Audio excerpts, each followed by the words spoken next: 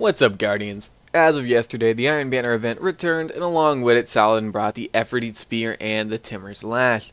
Are these weapons worth the grind to get, and if so, what should you be rolling on them? Let's start with the Effort Spear that can be purchased at rank 4. The Effort Spear has never been a good PvP sniper. It is arguably one of the worst you can get. The only reason the Effort has ever really been useful is because before House of Wolves, it could be rolled with Final Round for one-hit body shots. It can no longer be rerolled with that, however, which is a good thing because using Final Round is pretty pathetic. Really pathetic.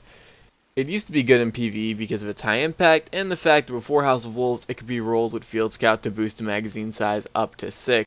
But since it can't get that, it isn't as good as it used to be.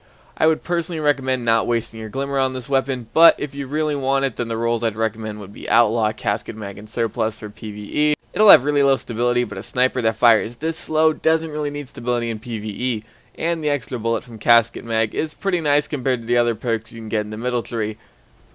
As for PvP, I really don't recommend using this over any other sniper at all. Literally every other sniper you can get is better than it. It has really low aim assist, and its perks don't really help it at all. It's so bad in PvP, I'm not even going to recommend a PvP roll for it.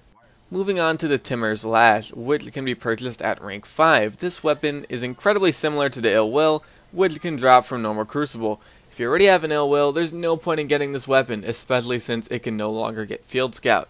The only real difference is the Timur's has slightly better stats. The roll you'd want for this weapon is Sure Shot IS for the sight, Final Round, Small Bore, or Braced Frame, and Luck in the Chamber. What this roll does is lower the magazine down to 5 so you can make use of Final Round and Luck in the Chamber more often. The sight makes it a bit easier to hit headshots for those 2-shot kills, but the sight isn't really all that big of a deal. If you get it, then it will help though. Those are the weapons you can buy, but there are several other weapons that are dropping as well. The Yolder's Hammer, Radagast, and Squir's Revenge are all dropping, and your rank does not matter to get them to drop. Let's start with the Yolder's. Since you can no longer get Field Scout with this weapon, it isn't nearly as strong as it used to be, but it is still pretty strong in its own right. The rolls you'd want are Aggressive Ballistics or Field Choke, Counterbalance or Rodeo, Injection Mold, and Crowd Control for PvP.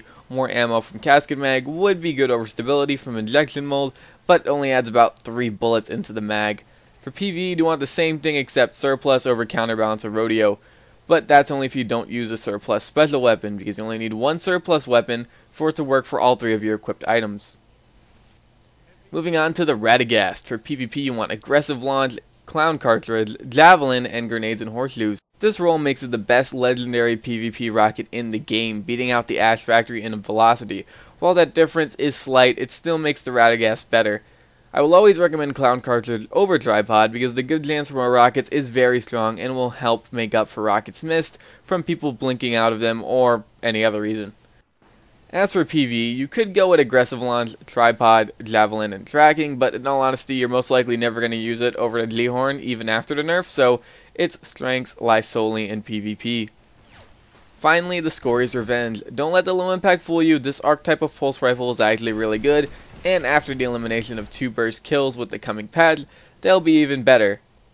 For PvP, I recommend Feeding Frenzy, Hand Laid Stock, and Reactive Reload. Reactive Reload and Feeding Frenzy are a very strong combo that synergize very well, and with the stability bonus in the middle, it'll be easy to stay on target with the high fire rate. If you get this to drop, I really do recommend getting that roll. As for PvE, you don't really want to use this archetype over the higher impact archetype, so there's no roll I'd really recommend.